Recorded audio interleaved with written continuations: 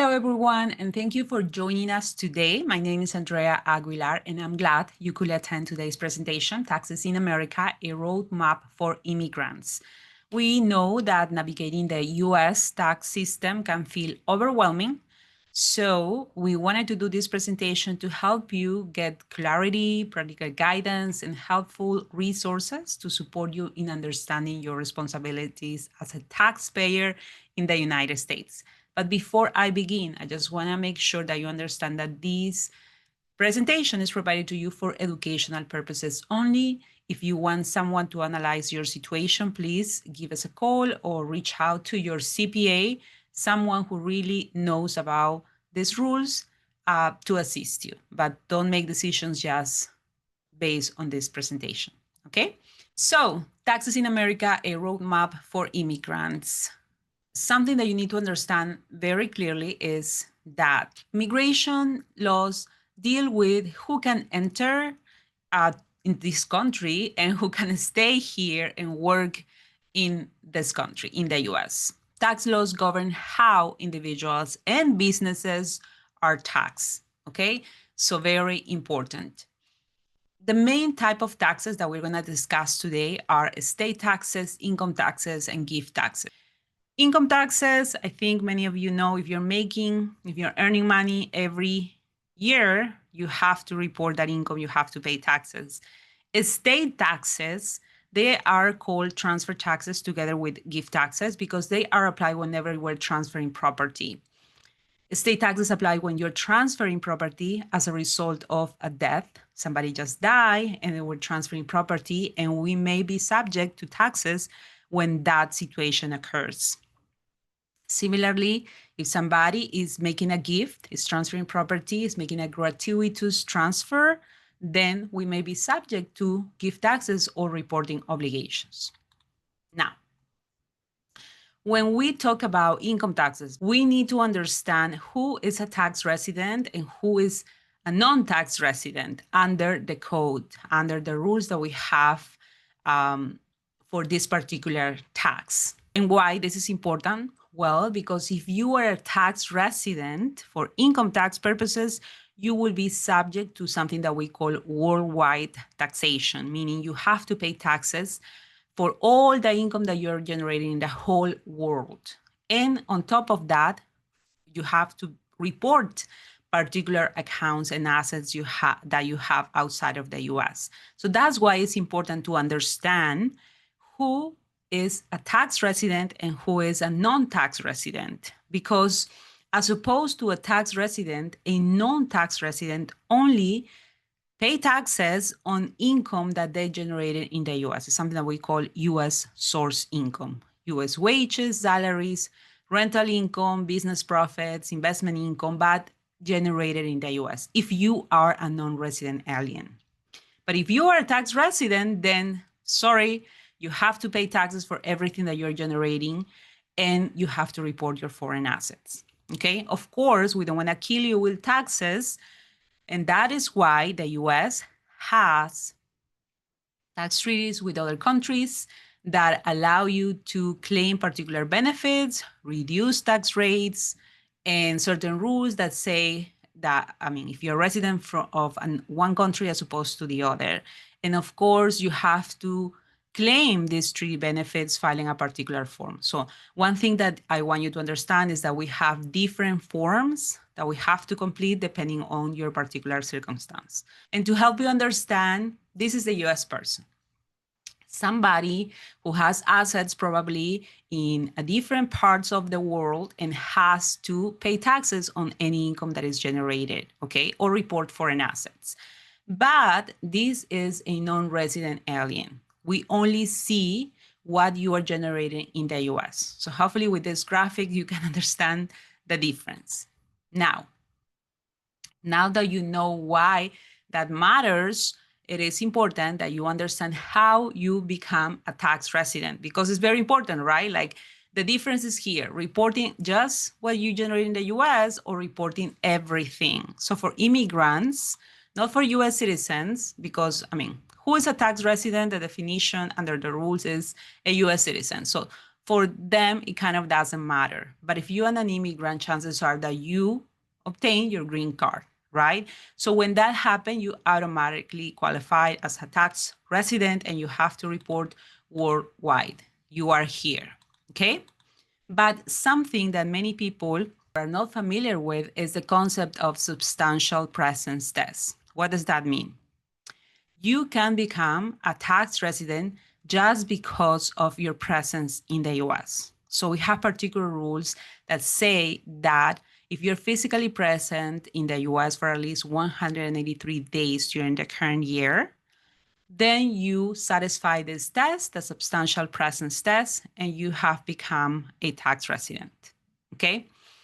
Also, if you are physically present in the US over a 3-year period using a particular formula. And the formula says that we count all the days in the current year, 1/3 of the days in the prior year, and 1/6 of the days in the second prior year. If all that gives you 183 days, then you are a US tax resident, okay? So kind of the formula might be a little bit difficult to remember. So we like to tell our clients, just stay in the US less than 120 days. Okay, but I wanna pause here because this might apply to your particular situation. So you might be an immigrant who is still applying for an immigration status. You might be here, or you might not be applying for any immigration status. You may be here because you're just visiting our country and you decided to stay for 6 months here, because that's what your visa allows you to do, is stay here for a long period of time. And let's say you don't stay here 6 months, you just stay here for 5 months or 150 days every year. Under these rules, you might become a US tax person and subject to worldwide taxation. Okay, so just imagine here you are somebody with a visa in the US and you are working in South America. And now, because you decided to take all your vacations in the US for like 4 months or 5 months, now you're becoming a US person who has to pay taxes here in the US, meaning you have to file your tax return in your country. And for that year that you became a US tax person, you have to file a tax return in the US and you report your foreign income. Okay, so this becomes serious. And I've seen situations when people don't know these rules, they ignore that they may become tax residents under the substantial presence test, and they don't file the tax returns that they are obligated to file. Okay, so be very careful. And also people that are here, I mean, in the middle of an adjustment of status, they might be applying for a visa, they might be, I don't know, here under an asylum proceeding, and they are trying to get an immigration status. They need to understand that just because of their presence, now they are obligated to file a tax return. Okay, of course, we have particular credits. If you become a US tax person, you are going to be able to claim particular credits. But something that I always want to mention is that because you are not a US citizen and you probably do not have a social security number, there are particular credits and deductions that will not be available to you. Okay, so let me say one more time. Even though you became a US tax resident, under the substantial presence test, there will be some tax credits and deductions that might not be available to you because they require that the taxpayer is a US citizen or that they have a social security number.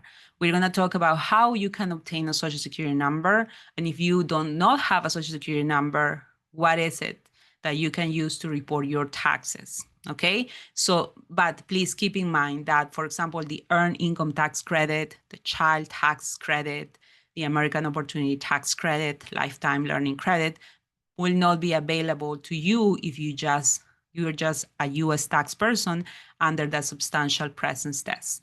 But I want to pause here and just repeat. if we are just looking at the definition of tax person, we have US citizens, green card holders, and anybody, even without a visa, that satisfies the substantial presence test. Okay? Now, and let's compare. What happens if I am here under a temporary visa, or I am working for a foreign government and I have a visa A or G? Am I still, because I'm here working as a foreign government employee in an embassy, and I have to stay here every day of the year for 5 years.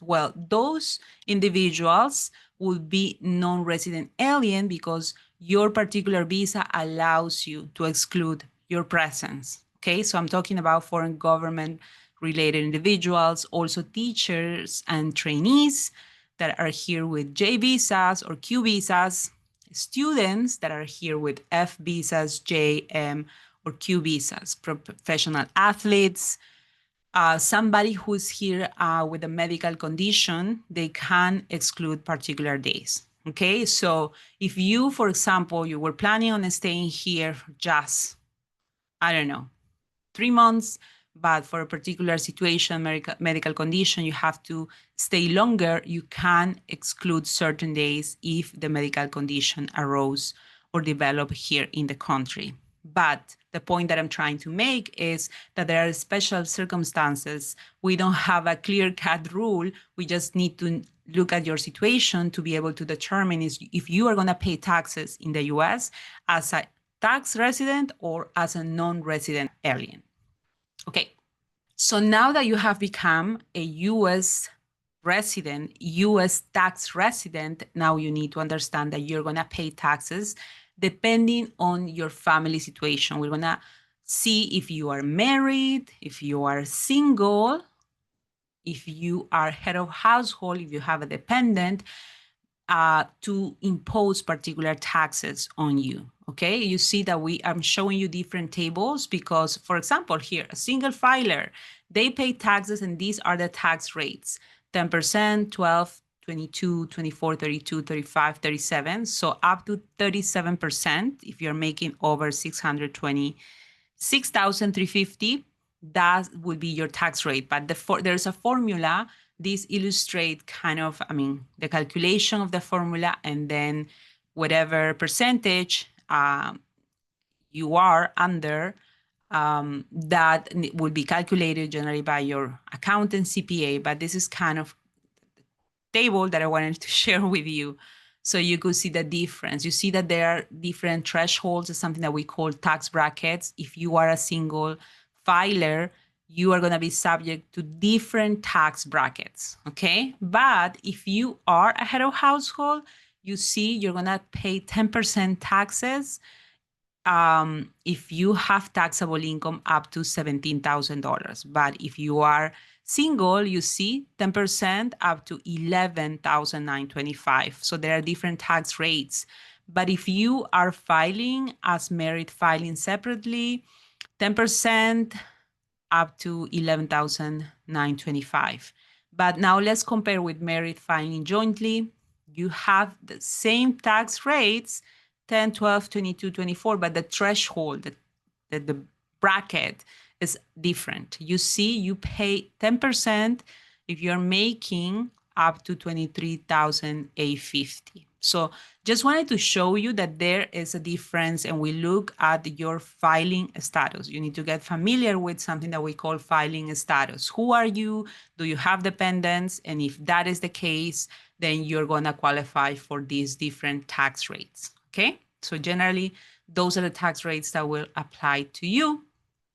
But now that we know that we have to file a tax return and that you are in the US, you just need to remember, am I making income? That's the question. If you are making some type of income in the US, then you have to file something that is called a tax return. And depending on your particular situation, it will be a 1040 or a 1040 NR, okay? So you have to file a tax return. And we have complicated rules, but this is, one of the basic rules that you need to understand. If you're gonna file a tax return here in the US, then you have to provide a tax ID. Of course, I mentioned at the beginning, hey, there are foreign individuals that may not be able to qualify for particular deductions or tax credits because under the rules, they need to have a social security number, right? And then you immediately ask, oh, okay, so who are the individuals that can get a social security number? Well, US citizens can get a social security number by birth or by naturalization. So if you became a US citizen, you are going to be able to get a social security number, okay? Lawful permanent residents. When you get your green card, you can apply for a social security number. Also, individuals who are here with a visa but are allowed to work. I'll give you an example. L1 visa. I came here with an L1 visa. And this is a program that allows you to work for a particular time. And because we know that you are authorized to work, then the Social Security Administration will give you a Social Security number, but it will say with work authorization only. But it still is a Social Security that will stay with you even if you leave the country. That's another question that I've been asked many times. Hey, I was in the US, I wasn't a student, and I apply, to work because with this type of visa, you can work under certain conditions. And I obtained a social security number. That was 30 years ago. Is my social security number valid? Yes, it is valid, okay? Once you get a number assigned to you, it's valid, it's yours. But please remember, if your authorization, if you have there a condition, if your work permit expire, you get the number, it's yours, but you are not authorized to work. That's where we really look at immigration laws, really. Your immigration status will dictate if you can work or not legally in the US, okay? We're talking about legally. Of course, we know that there are many people that are working in the US even without an authorization. Does that mean that they don't have to report? They don't have to pay taxes? No. Everybody has to pay taxes. If you're making money in the US, you have to pay taxes. If you're earning something, even if they are illegal earnings, you are obligated to pay taxes, okay? Okay. Also, who's gonna get a social security number? Well, dependents or spouses who qualify for a social security, depending on the type of visa, because with particular visas, you can bring your family and they will also qualify. But that is a question for your immigration attorney, okay? So how do I get a work permit? How do I apply? For how long can I work in the US? Your immigration attorney will be able to assist you. But it is my responsibility as a tax professional to tell you that if you have work even without a work authorization, you will have to report your income, your earnings. How do you do that? Well, we need to get a tax ID so the IRS can identify you. Okay, so we start with, okay, I'm not eligible to get a social security number. What can I do? Well, you apply for something that is called an individual taxpayer identification number, or ITIN. So you will have to get this number, and you will keep it, you will use it every time that you file your tax return. And the difference here is that US tax persons will file Form 1040, and individuals that are earning money and that are still foreign or non-resident aliens, they will have to file a Form 1040 NR. I want to pause here because there's a confusion. What happens if I am an immigrant? I don't have any immigration status. I cannot get a social security number, but I am here. I became a resident alien under a substantial presence test, or under this test, you still have to pay taxes as any tax resident, and the tax form that you will have to file or report your income and use to report your income will be the 1040. Okay, so there are some confusions there, but if your tax professional, your CPA is very knowledgeable, they will be able to pick the right tax form. Now, I also want to mention that there are many people here that come to the US as investors and they have certain income, interest, dividends, rental income. Well, they will get an I-10 to report that income, but that's it. They will use a form that is the 1040NR form. Okay, so, and here in red, just want to emphasize again, individuals with US tax obligations have to report, have to pay taxes in the US, even without a work authorization or an immigration status, okay? It does not matter. Maybe you may not be in compliance with immigration laws, but definitely you should be in compliance with tax laws. And we have the mechanism to allow you to be in compliance. You can apply for an I-10 number and they don't ask you, hey, are you here? Well, they ask you what type of visa do you have and all that, but they will issue an I-10 number because the IRS knows that you're getting this number to pay your taxes, to report your income, okay? Perfect. So I already mentioned this kind of ahead of time, but I just want to mention that we have different tax forms. If you are a tax resident, you have to use, or your CPA will use a form 1040. If you are just a non-resident alien that needs to report income or pay taxes, you will use a form 1040NR. So that is the difference. So sometimes people ask me, hey, this form, I'm confused. What does it mean? Well, we just have different forms depending on your tax residency for income tax purposes. That's another thing that I want to emphasize. We're talking about income taxes here. We're not looking at the state taxes or gift taxes. We have other forms to deal with that. Also, many people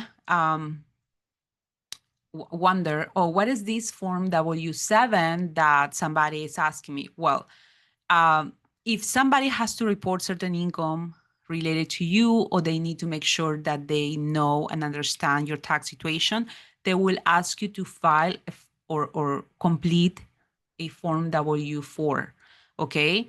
So you will complete this form W4, but this would be prepared by tax residents.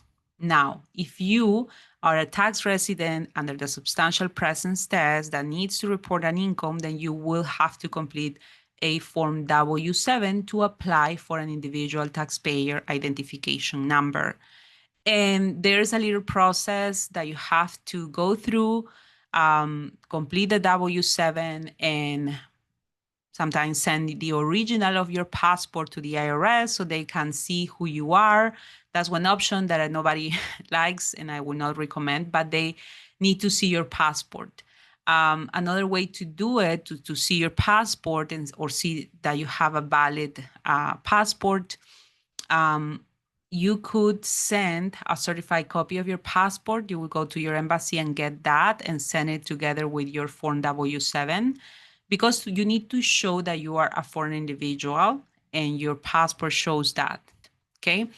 Another thing that you need to remember is that we have important deadlines. April 15 is the deadline to present or to file your federal tax return.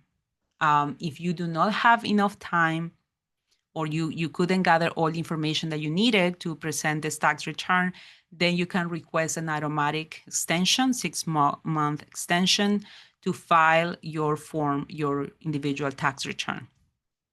Okay, and now let's continue. One thing that many people forget, and I want to pause here because this is very, very important.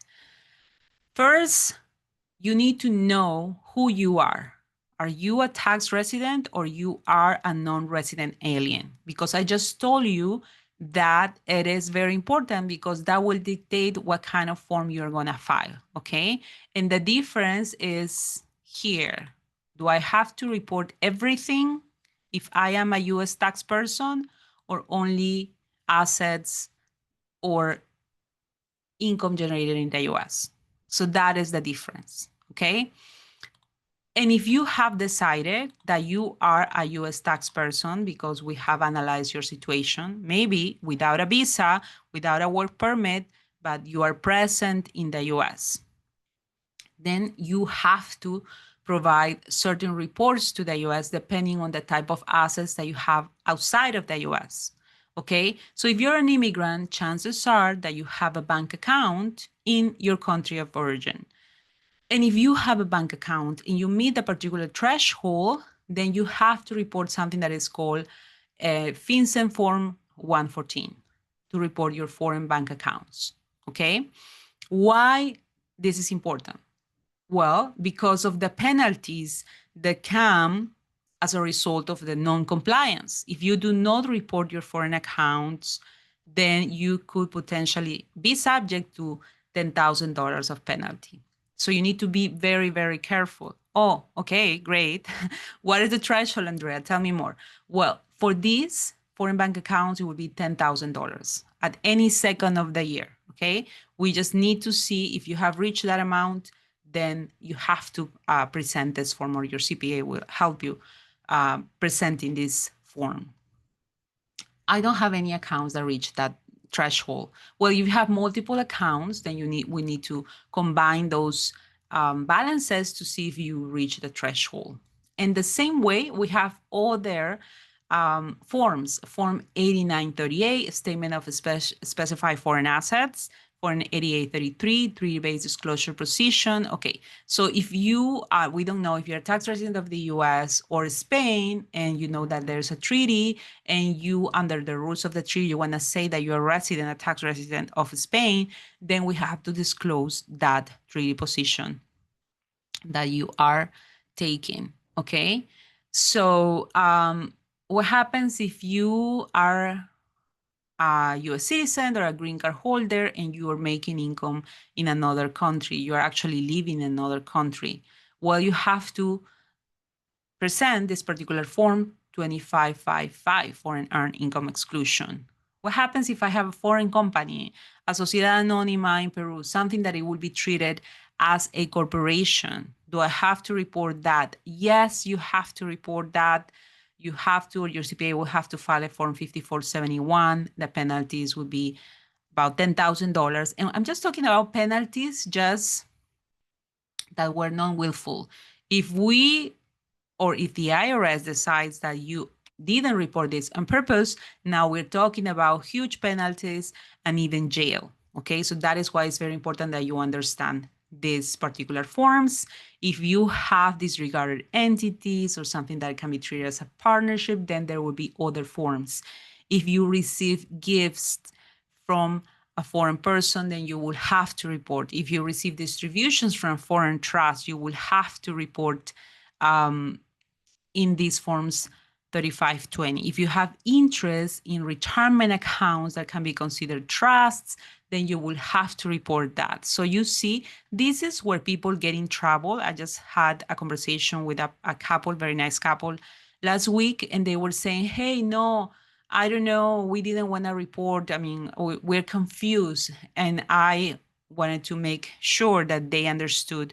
We're not talking about the payment of taxes. Okay, the payment of taxes can be solved if there's a treaty that will avoid double taxation, or tax credits. If you pay taxes in a particular jurisdiction, that you can claim tax credits here. I already pay. That can help you with the payment of your taxes. But in this slide, we're just talking about reporting obligations, meaning we just want to know, or I might say, the IRS wants to know what assets you have outside of the US, okay? So do you have bank accounts? Do you have investment accounts, portfolio accounts, trusts? Do you have companies? If you do, chances are that you have to file these forms, and you need to know that you have these obligations because the penalties are huge. Just because I didn't report my bank account, what do you mean I have to pay $10,000 penalty? Why? I don't even have any tax obligations. Like, I don't even have to pay taxes because I didn't earn anything. This is like an account that was created for me by my grandparents, but it's my account. I have money in there. I have to report it? Yes. Okay, so the purpose of this presentation is that hopefully you understand that if you are a US tax person, doesn't matter, because you were born here, you have a green card, or because you just overstay your visa, or without a visa, you're living in the US, you are a US tax person. And if you are a US tax person, you have to report your foreign income, pay taxes on your foreign income, and also report your foreign assets. Okay? So hopefully that is clear. And of course, there are many rules that are complicated, threshold amounts. For instance, for Form 8938, I mean, do I have to report or file this form if I just have, I don't know, an account in a bank that is just $40,000? Well, it depends. It depends because we're going to see the rules are not very straightforward. First, we need to see, okay, we know that you are a US tax person, but are you living in the US or you are living outside of the US?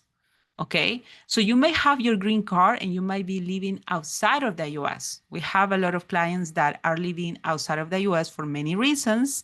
And then if that is the case, the threshold to report, to file these forms varies. Okay, so if you're living outside of the US, now we also need to see what is your filing status. Remember that at the beginning, I showed you different charts.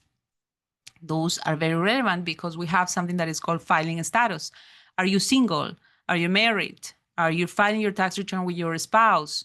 Are you filing a tax return separately? So we need to determine that to see which threshold will apply to you. And now, okay, maybe I am living in the US.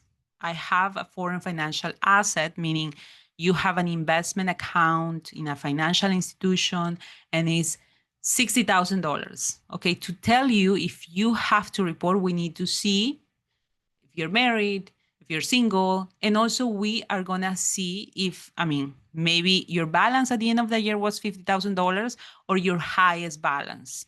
So I'm just presented this to you to show you that the rules are not straightforward. You have to take in consideration your filing status, where you're living, and different other factors to be able to determine if you are subject to this obligation.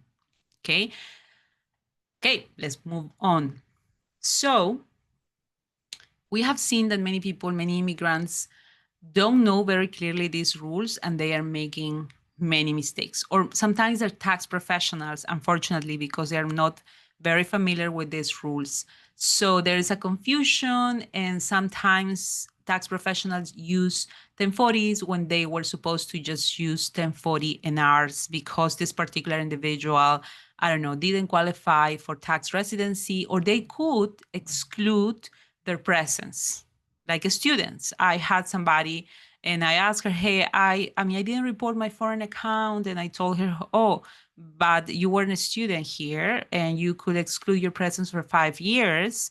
Why didn't you file this form to exclude your presence? Oh, I don't know. Well, the CPA wasn't familiar with that situation, with that particular rule. And they filed just straightforward at 1040 when that was not correct. Okay, so in those situations when an incorrect form is filed, what can you do? Well, you can file an amended tax return. Okay, or if you're in subject to penalties, I have a particular situation where this individual has received a gift. Remember that I say, hey, somebody's making a gift to you and this is a foreign person, you have to file a form 3520. So this person didn't report this gift. Okay, and this person was applying for an investor visa.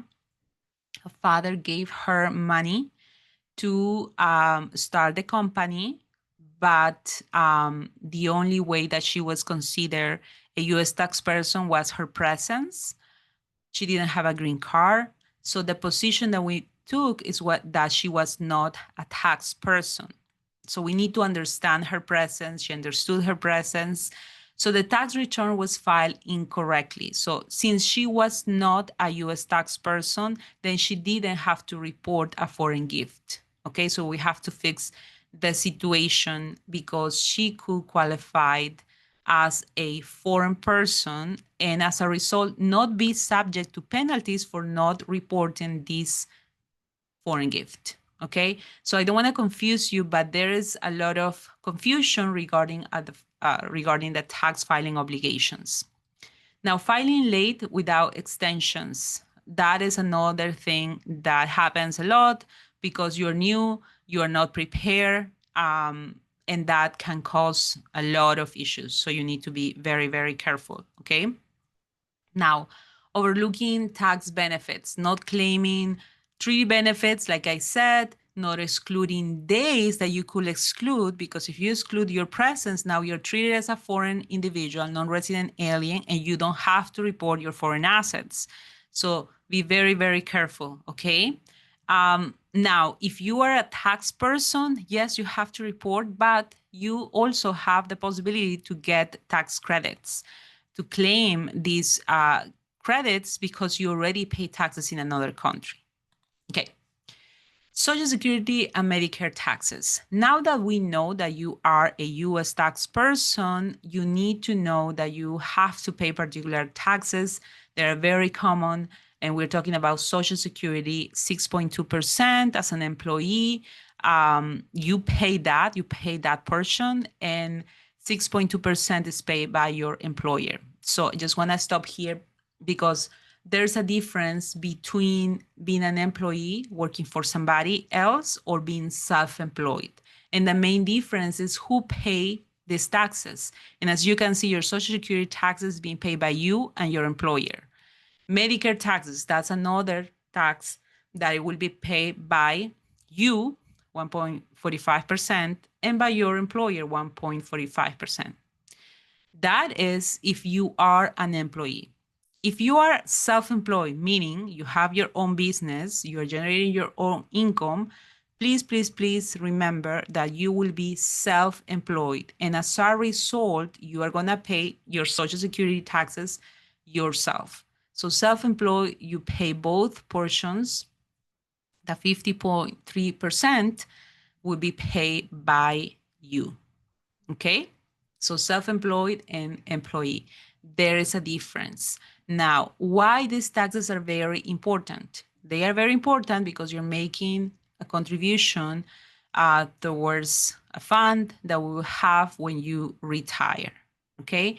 So that is the purpose of collecting these taxes, Social Security taxes, Medicare, and all those are included in self-employment taxes if you are self-employed. So now let's talk about immigration and tax compliance, kind of the connection.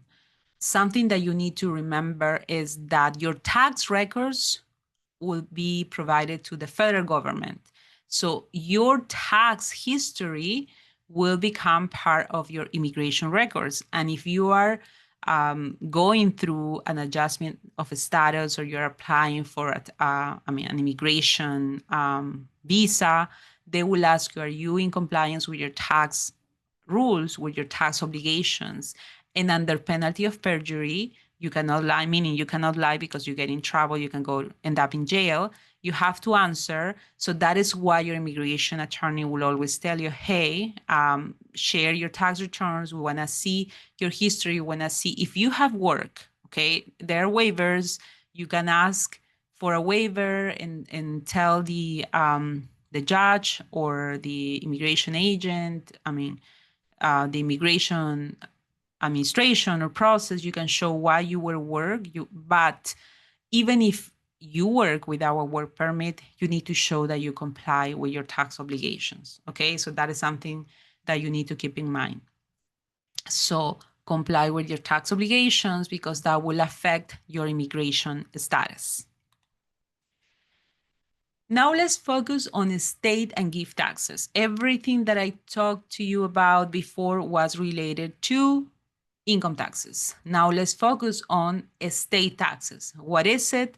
We impose estate taxes on the transfers at the time of death or when you make gratuitous transfers during life, okay? And the names that you need to be familiar with are not tax residents and non-tax resident. No. Here, we need to get familiar with the concept of domiciliary or non-domiciliary. So who's going to be subject to state taxes as a domiciliary? U.S. citizens and also foreign individuals that satisfy this particular test. Before we had the substantial presence test, well, that doesn't apply here. A domiciliary is a US citizen or a foreign individual that is here, physically present in the US and doesn't have the present intent to leave the country. So very easy. You can stay here for a day. If you are here physically and you do not have the intent to leave the country, then you are a domiciliary. Okay, so who can be a domiciliary? Anybody that doesn't have a visa. So let's say you've been here, you don't have a visa, you've been working, and now, God forbid, you die, and we need to transfer your assets to your heirs. We need to make a determination. We need to see if you are a domiciliary or a non-domiciliary. Why does it matter? Well, because US domiciliaries have a huge lifetime exemption amount when we are transferring property, when they are transferring property. And I'm talking about $15 million for 2026. Okay, the year is going to end, so I'm focused on 2026. $15 million. What does that mean? They do not have to pay taxes if whatever they're transferring is under that amount. Okay? What happens if they have to pay taxes? What is the tax rate or the highest tax rate? Well, 40%. So those are the rules. Oh, okay, so that is if somebody dies, we are going to have to pay 40% tax whenever we are transferring assets to the heirs. Whenever we are making gifts, we also have an exclusion, and it's $19,000 per person for 2026, meaning that you do not have to pay taxes or report on the transfer if it's under that amount. You forget about it, you don't even have to report it. Okay, what happens if I am making a gift of $20,000? Do I have to pay taxes? The tax rates will be the same, up to 40%, but this lifetime exemption amount applies to both transfers during life and transfer at the time of your death. So how are we then letting the IRS know that we're using this amount? Well, if you're making a gift in excess of this gift tax exclusion, what you have to do is your CPA, your accountant will have to file, or you need assistance of a tax professional that has to file a Form 709 to report the gift. 709 to report the gift, okay? But because you have this huge lifetime exemption amount, you really don't pay taxes if you're making gifts of $100,000. Okay, but who pays these taxes? Well, when somebody dies, it's not the heirs. It's not the responsibility of the heirs. It's the estate. It's the responsible of managing the assets of the decedent or the person who has died who pays the taxes, okay? The gifts, who pays the taxes? If there's a gift tax, who has to report? The donor, whoever is making the gift, has a tax obligation, okay? So here, you hopefully are kind of connecting the ideas, because in a previous slide, I told you that the recipient of a gift has to report also. So sometimes the recipient have obligations, recipients have obligations to report and report the gift to the IRS using Form 3520 whenever they are receiving a particular gift. So that is something that you need to remember. So there are obligations for both whoever is making the gift and whoever is receiving the gift, if this gift is from a foreign person. Okay, so hopefully I didn't confuse you, but all these rules are connected. So here, who has the obligation to report that he or she has made the gift? Well, the US domiciliary, the person who is making this gift. Non-domiciliary, now you're gonna see the huge difference in why it matters that you understand this particular rule. A non-domiciliary is a person that might be in the US, but doesn't have the intent to stay here. They are living. Immigrants with a visa, they might be residents for income tax purposes because we just need to see their presence, but for state taxes, they might not be domiciliaries. Okay, let me repeat it again because I'm tripping on my words. Why does this matter? This rule matters for immigrants because you might be subject to taxation on your worldwide assets if you are a domiciliary, okay? That's the difference between a domiciliary and a non-domiciliary. A non-domiciliary is somebody who doesn't have the intent to stay in the US, okay? Might be physically present in the US, but they don't have this intent to stay here. They want to leave. They are just here temporarily. So if they die, they will be subject to tax, 40% taxes, up to 40% taxes, but only on something that we call US Citus assets, meaning US real property, stocks, money in bank accounts, although there are exclusions depending on the type of accounts that they have, like checking accounts and saving accounts. There are particular rules that exclude those assets if they satisfy certain conditions, okay? The rules are not straightforward. We have to satisfy certain conditions, but I'm not gonna get into that. The point is that there's gonna be potentially estate taxes on US Citus assets, okay? US Citus assets, the maximum rate will be 40%, but here's where there's a difference with domiciliaries. Estate tax exemption for non-domiciliaries is only $60,000. You see, domiciliaries is $15 million. There is also an annual gift tax exclusion of $19,000 per donee.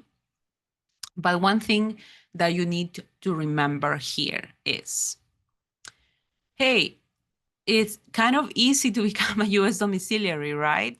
I would like to be a US domiciliary and have this huge lifetime exemption amount. Not so fast, because like I said, you may have as a US domiciliary a huge exemption amount, but you have to report your worldwide assets, meaning you're gonna have to file a tax return, and now the form, relevant form is 706, but you have to report all your assets in the whole world, okay?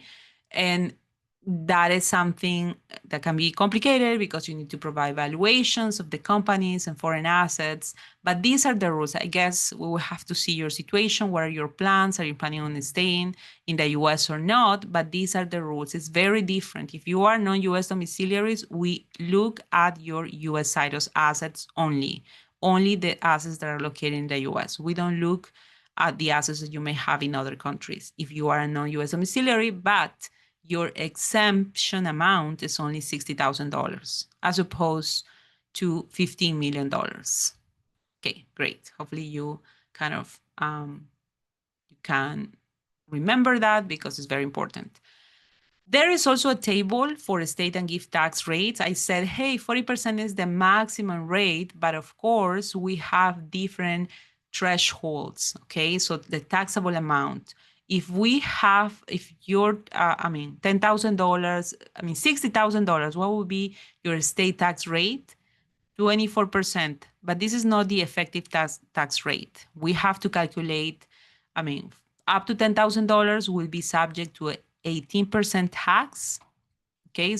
And then any amounts between 10,000 and 20 will be subject to 20% tax. So you start with 1,800 because that's your first $10,000 subject to 18%, plus 20% of any amount that exceeds $10,000, okay? But that doesn't exceed 20,000.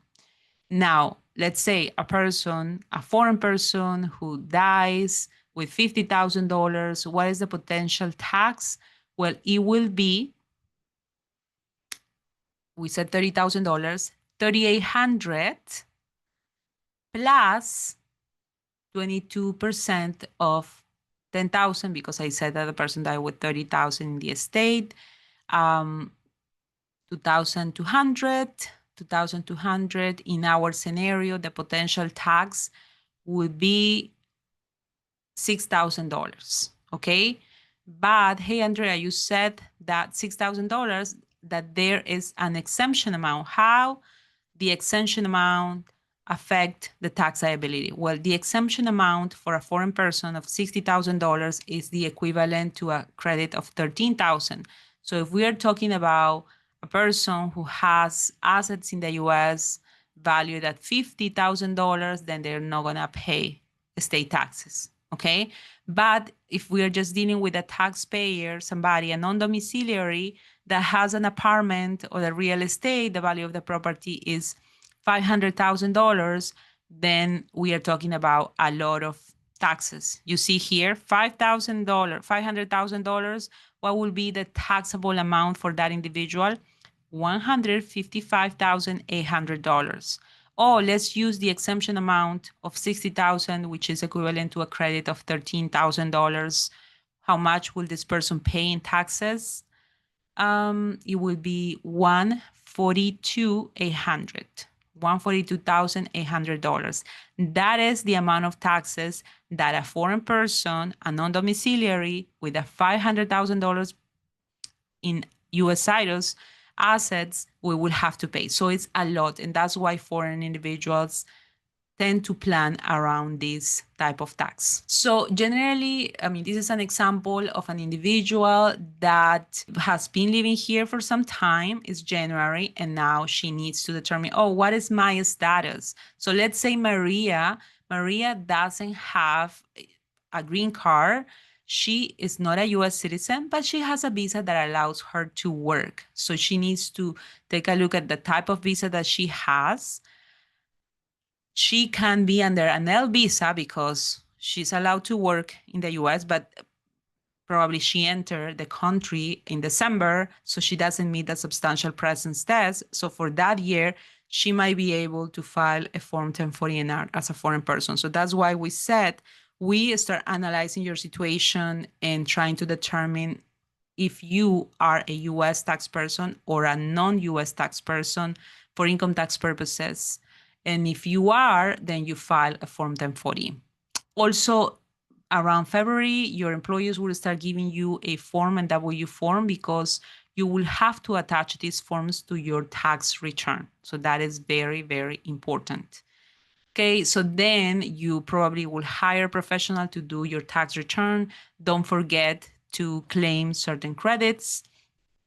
If you have paid taxes abroad, I mean, mind the rules, the credits, the deductions to calculate your overall tax liability. And very important, don't forget that deadline, April 15, okay? Very important. Now, another thing that you need to be familiar with is local taxes. I said that I was not gonna talk about local taxes, but I am in Florida, and if you own a house and that's your primary home, you need to remember that there is an exemption amount that will make your property taxes lower, okay? So if you have a principal home in Florida, that will give you asset protection. Your creditors will not be able to take your home while you're alive. There are special rules that apply when you die. Okay, that's another thing that is very important to remember. But you have also a cap on the reassessment of the value of your property for property taxes calculation. So it's very important that you keep in mind that there are particular rules in Florida that will allow you to reduce your tax liability regarding property taxes. And I think we're going to end with this. State and local taxes, we really need to see where you are. Are you in Florida, in Georgia, in New York, to determine what is your tax obligation with regards to that particular state, okay? So we need to see where you are living to see what type of taxes you're going to have to pay. Some states offer certain credits. Some states have lower taxes. In Florida, we do not have personal income taxes. And remember, paying taxes is part of your building your American dream. So please pay your taxes. We don't want you to get in trouble for not complying with your tax obligations. So it is good because you also make contributions to your Social Security funds. Also comply with the payment of your taxes, and you're not getting in trouble with your immigration situation just because you're not complying with your tax obligations. So not complying can affect your immigration process. Non-complying with tax laws can make you end up in jail if you lie on your tax returns. So that is something that you need to keep in mind. Finally, if you need to book a consultation with us to learn about this, to analyze your particular situation, please go to legacyfreecall.com and schedule a call. We will be happy to assist you.